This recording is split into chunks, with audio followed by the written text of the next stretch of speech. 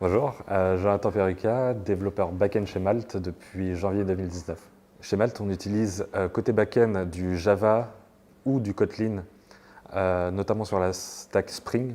Côté front, on va utiliser soit du pur Vanilla JS ou alors du Vue.js, ça va dépendre. Côté plateforme, on va utiliser à la fois du Docker, du Terraform, du Kubernetes et tout ça sur du GCP. Tous nos développeurs chez Malte sont responsabilités de la mise en dev jusqu'à la mise en production. Et à côté de ça, on a un contexte qui nous fait monter à l'international. Du coup, forcément, nos applications grossissent, se multiplient. Du coup, la complexité technique va s'orienter surtout autour de ça. Nos cycles de développement fonctionnent de deux manières différentes. Soit on va être en mode Scrum pour certaines équipes, c'est-à-dire des itérations de 1-2 semaines ou plus. Ou alors on va être en mode flux continu, type Kanban pour d'autres équipes. Si je devais convaincre un dev en quelques mots, premièrement, les projets sont fonctionnellement très intéressants et techniquement challengeants.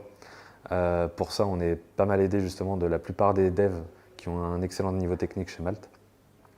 Les équipes de Malte sont aussi très tournées vers l'open source. On partage beaucoup de valeurs avec ces communautés-là.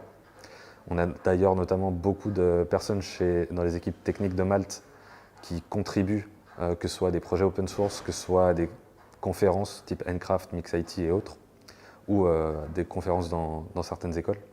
Si tu as envie d'aider une communauté de freelance à se développer, si tu n'as pas peur de te remettre en question, et si tu as envie d'être challengé techniquement et de continuer à apprendre, tu peux rejoindre Malte.